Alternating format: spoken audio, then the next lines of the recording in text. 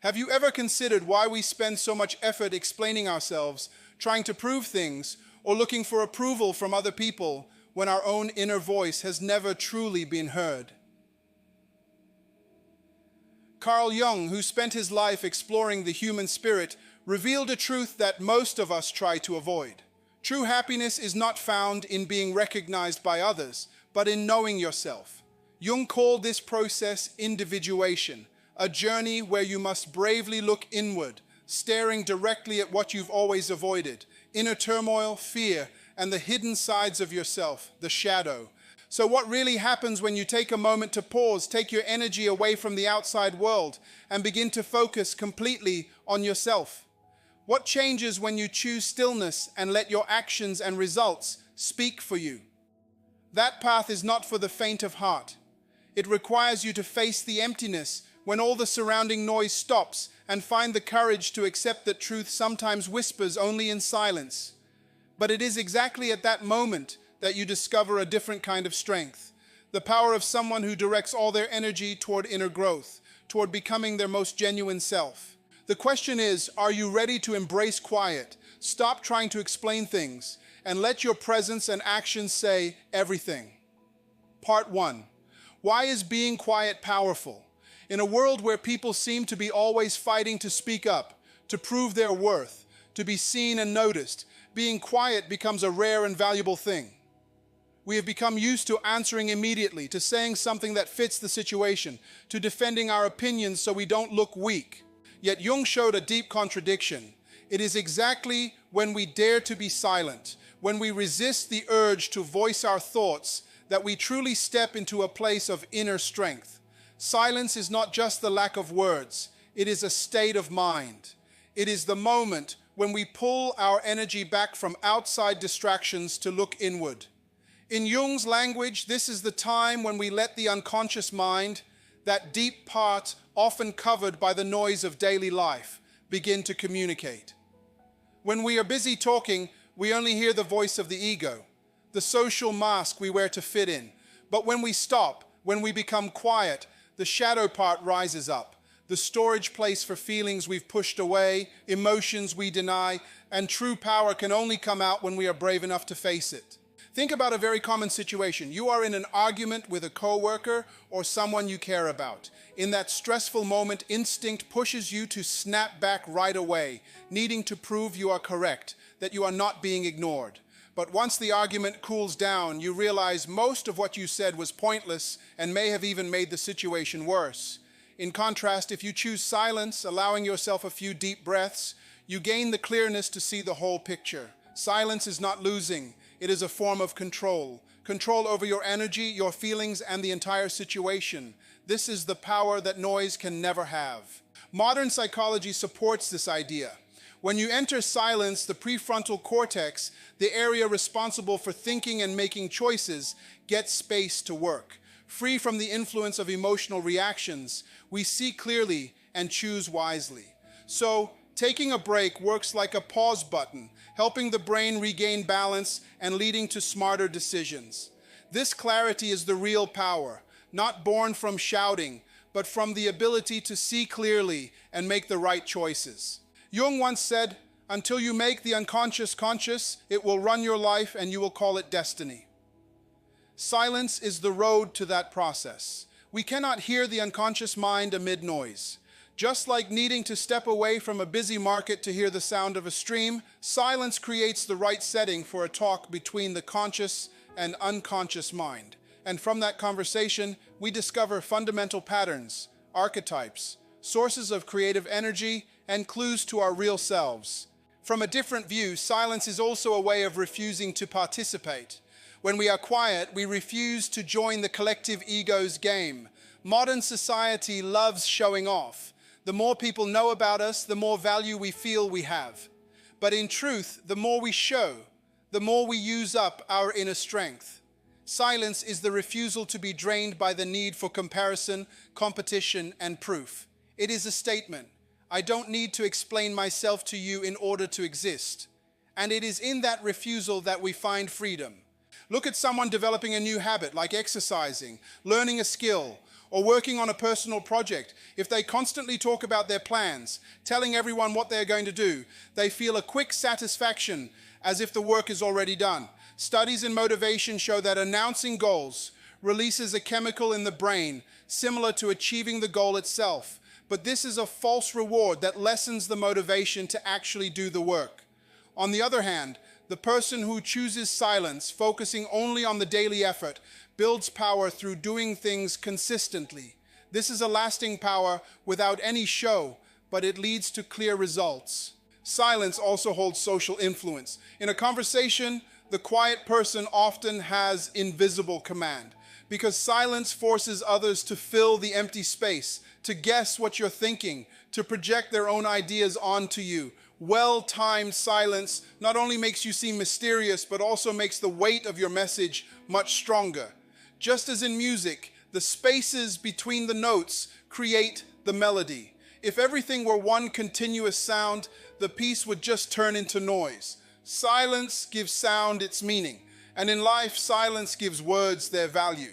Yet the power of silence goes beyond just personal or social matters. It is the link to the spiritual world, to the mysterious depths of the mind. Across all traditions, from different religions and spiritual paths, silence is respected as the way to ultimate reality. Jung, with his deep interest in spiritual symbols and myths, saw that silence is not just a skill, but a doorway.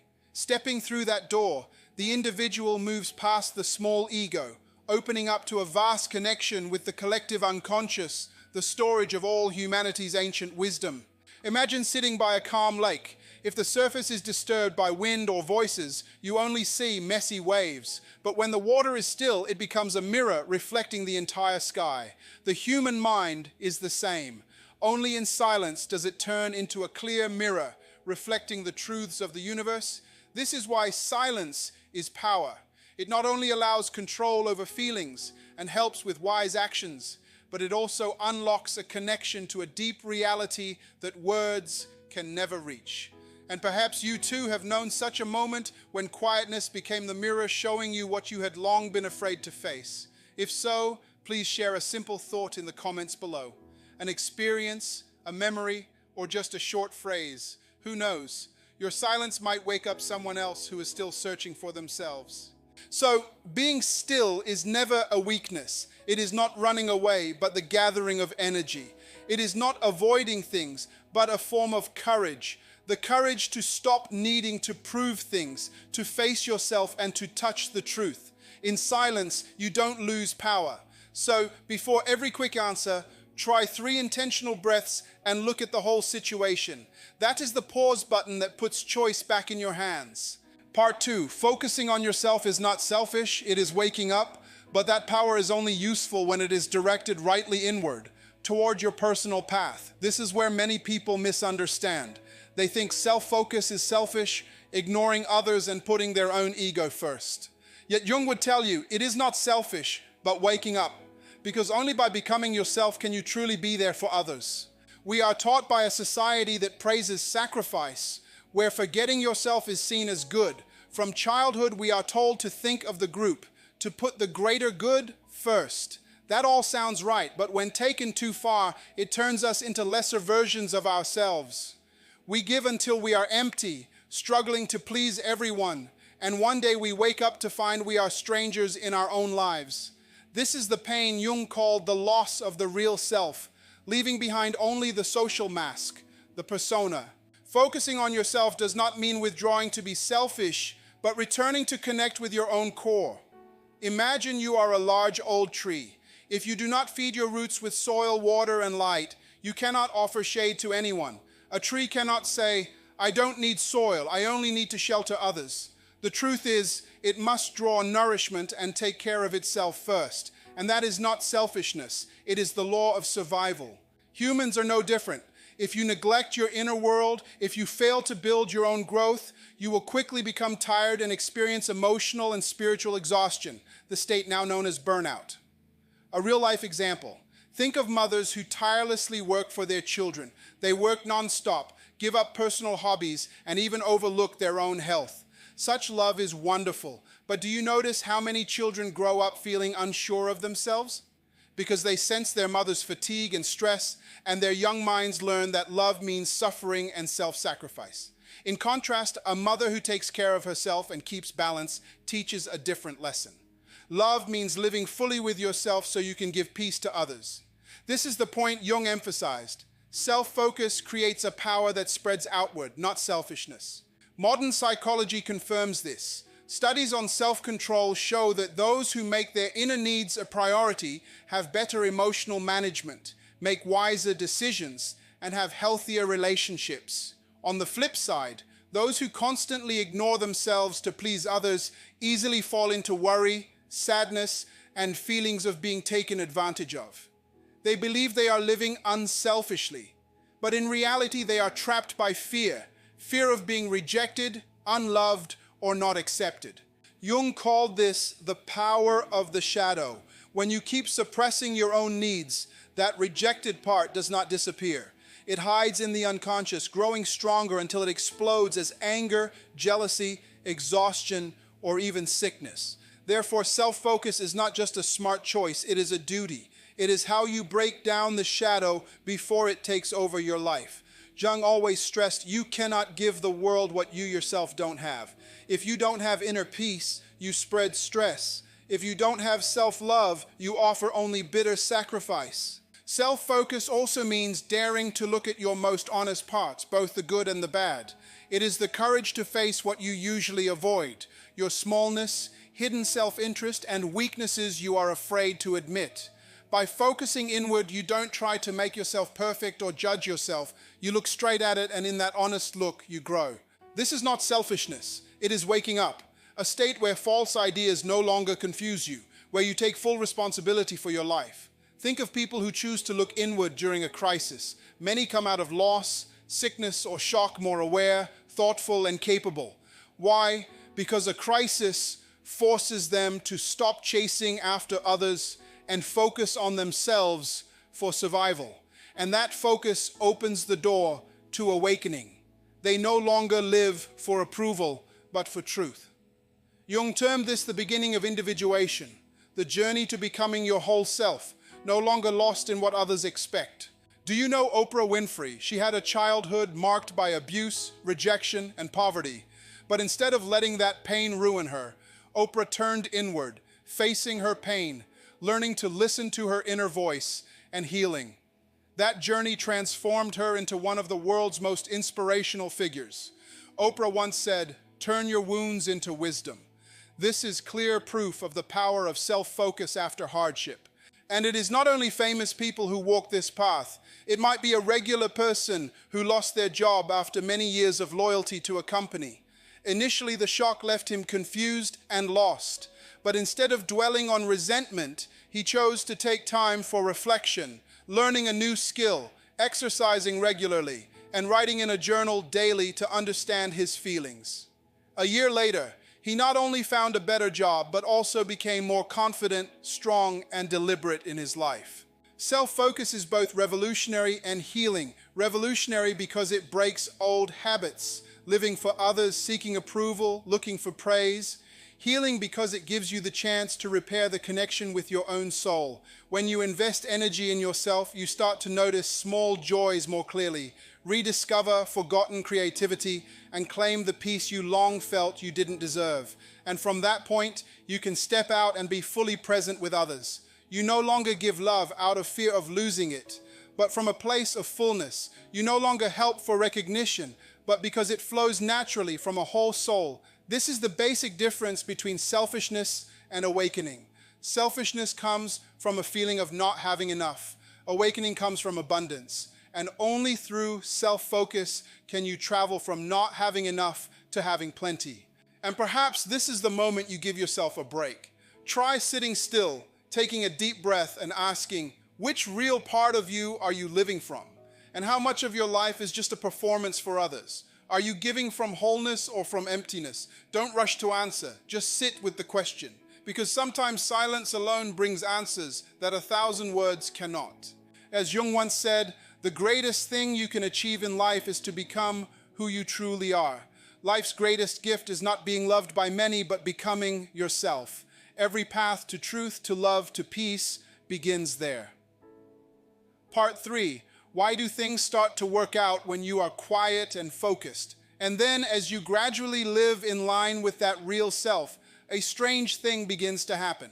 The outside world seems to reflect the changes within you. What once looked like chance starts to feel important. Problems solve themselves, and you realize that everything begins to work out because you have changed your own energy. Carl Jung had a famous idea, synchronicity, the phenomenon of meaningful coincidences. He believed that when a person becomes deeply aligned with their inner world, the outer world begins to rearrange itself to match that change. You might call it a coincidence, but for Jung, it is the harmony between the inner and outer parts of life. Just as when you tune one instrument, all the other notes in the orchestra naturally find harmony. When you are silent and focused, you are tuning yourself. And from there, life begins to become an organized symphony. Think back to a time in your life when your mind was a mess, when you were pulled into endless distractions, arguments, and worries. In that time, everything around you also became chaotic. Relationships were strained, work failed, friends drifted away. Conversely, there are times when you are focused, clear, and consistent in your actions, and you find life opening doors. You meet the right people, the right opportunities at the right times. This is not just luck. Psychology calls it the reticular activating system, RAS, a filter in the brain. When you focus on something, the RAS automatically brings related opportunities, information, and connections into your line of sight. In other words, when you change inside, the world outside changes accordingly because your brain has been retrained to notice the new order. Jung went beyond just brain science. He believed that our personal unconscious is connected to a collective unconscious, a shared energy field of humanity. And when we live in line with our true nature, we vibrate in harmony with this field, causing what is right for us to naturally appear. This is why people who live authentically often have strong intuition, experiencing strange moments of good fortune that others cannot explain. But in truth, it is the reflection from the inner world onto the outer. Imagine a mirror. When it is covered in dust, the image you see is twisted and unclear. But when you wipe away the dust, the reflection becomes sharp. Life is the same.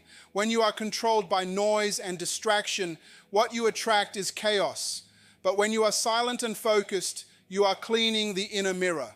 And immediately, the reflected world becomes clear and bright. Things work out, not because the world suddenly changed, but because you have changed your viewpoint, your way of interacting with it. A common example. Have you ever noticed that when you decide to buy a specific type of car, suddenly you see that model everywhere? This isn't because more people are suddenly buying the same car as you, but because your mind has been tuned to notice it. Life works the same way. When you focus on personal growth, you begin to see opportunities, relationships, and paths that support that journey. What you focus on grows. This is a basic rule of both psychology and Jung's ideas. The key here is that life begins to align not through some magical event outside, but as the natural result of a soul that has found inner order. Think of a small boat on the ocean. When the rudder is loose, the boat is easily pushed aimlessly by waves. But when you hold the rudder firmly, even though the sea is still huge, the boat begins to head in the right direction. Silence and focus are exactly that, holding the rudder of your life. And from there, outside storms no longer rock you as before. One of the clearest real-world examples is in people who have felt lost and then chosen to live fully with themselves. Some leave stable jobs to follow artistic passions. Others end long but harmful relationships to reclaim their freedom. Still others quietly step away from the crowd, dedicating time to learning and self-improvement. At first, they all face doubt, loneliness, and judging looks from the outside. But then one day you see that they begin to meet the right supporters, find suitable work, and achieve successes they once couldn't imagine. This is not good luck. It is the result of placing themselves in harmony with their true path. However, there is an important truth. You cannot fake the energy you want to give out while you are chaotic and misaligned inside. Many try to be positive by repeating phrases, forcing smiles, or creating a perfect image on social media. They think that pretending until you succeed is enough. But the universe is not fooled by the mask. Others may be impressed by the outside, but the collective unconscious, the energy field Jung always spoke of, senses your true frequency directly. This is why so many people talk about success but never attract it. They talk about love but keep finding hurtful relationships because their true energy still holds doubt, fear, and inner conflict. And this disagreement creates noise that causes life to reflect that chaos. Jung once stressed, one does not become enlightened by imagining figures of light, but by making the darkness conscious. If the shadow has not been recognized, it will always leak through every energy you release. Therefore, the requirement for things to truly work out is that you must be honest with yourself, not pretending to be peaceful, but truly starting the healing journey, not denying the shadow, but daring to face and accept it. When your inner self becomes unified between conscious and unconscious, light and shadow, the energy you give out will naturally be strong and clear. Remember, the universe is never chaotic. Only our minds are. And when we are quiet, when we focus, the inner chaos disappears. The outer world immediately becomes a mirror reflecting that clarity. This is why calm, focused, quiet people often give the feeling that they attract everything. They don't need to compete. They don't need noise, yet doors seem to open for them because they have opened the door within themselves. So when you feel everything is messy, when life seems to be against you, it may not be a world gone wrong, but you who have wandered from your center. The solution is not to run looking for more answers outside, but to stop, be silent, and focus. And then you will see, without forcing or controlling, everything will naturally find its right place. Part 4. Silence and focus are the way to inner depth, but something even deeper happens. Silence and focus don't just help you regain balance outside. They open a far vaster inner journey.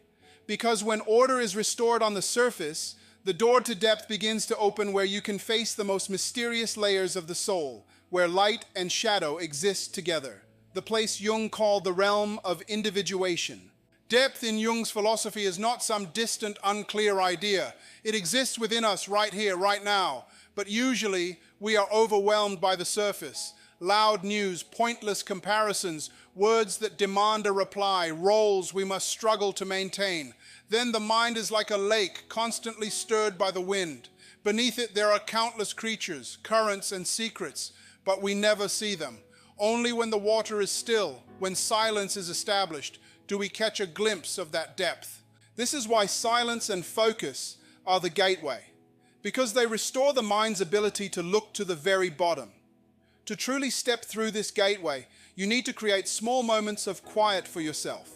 In daily life, it could be turning off all screens and sitting in stillness for a few minutes after a long day, letting your mind not be led astray by messages and news. It could be the habit of breathing deeply in and out before reacting to criticism, as if wiping dust from the inner mirror. It could be writing a few lines in a journal at night, not to judge yourself, but to allow suppressed voices a chance to appear on the page. These small habits may seem tiny, but they are the keys that slowly unlock the door to the deeper territories of the soul. Imagine going down into a deep cave in the earth. While holding a bright torch, the firelight casts sharp shadows on the walls, distorting everything so you only see chaos.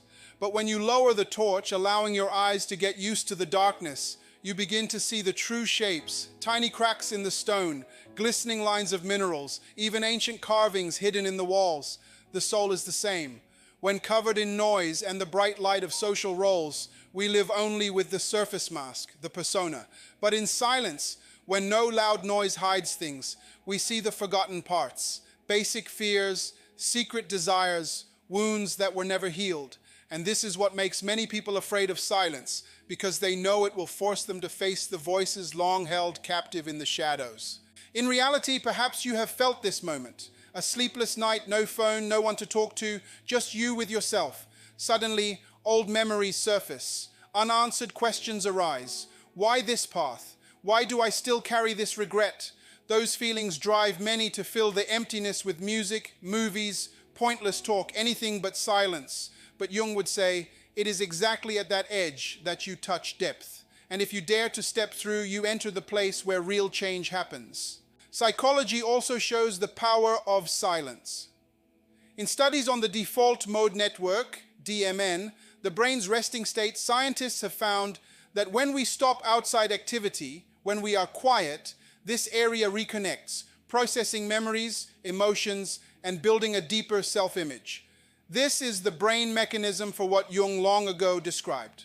In stillness, the unconscious has a chance to speak, connecting with the conscious mind to rebuild the entire person. It is a process of healing and creation that no outside sound can provide.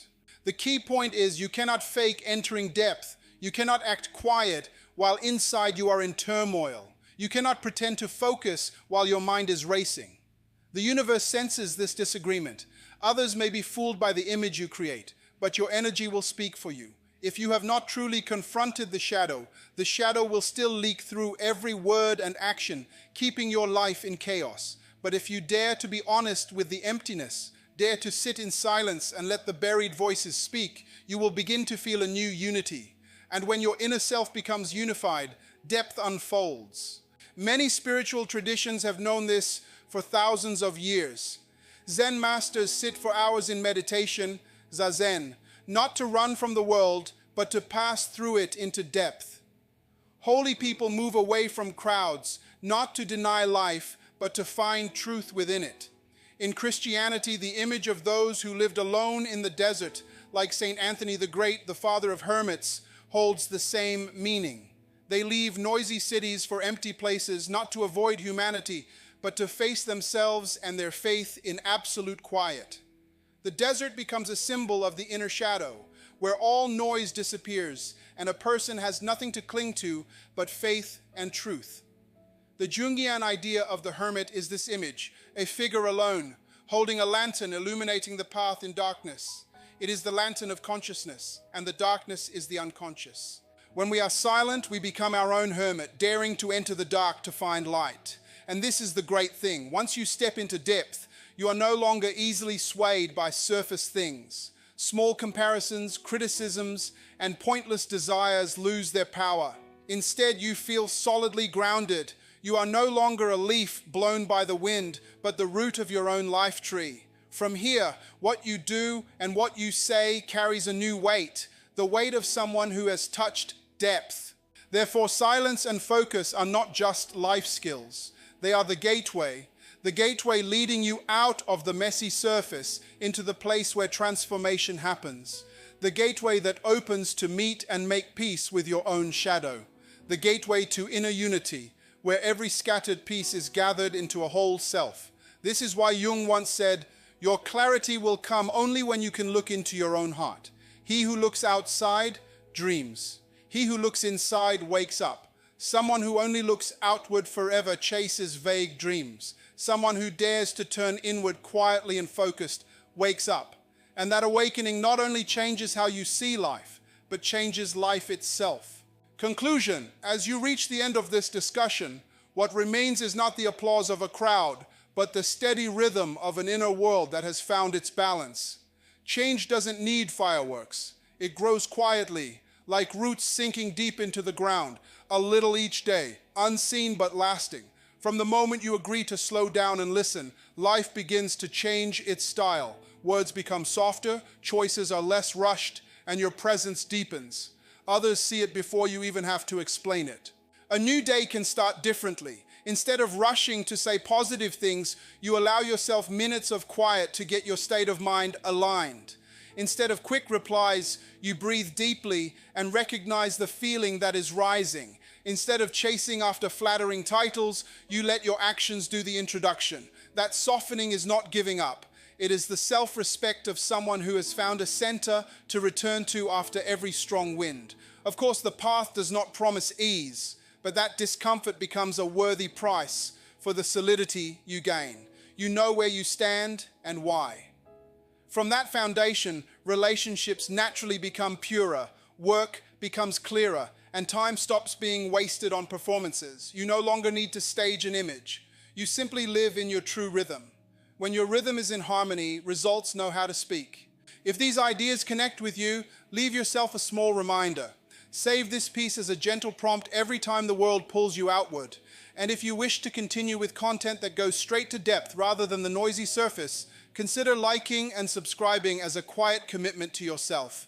Every time you feel distracted, remember, I will turn inward before stepping forward. Not to count numbers, but to build an anchor when needed to remember the importance of silence and self-focus.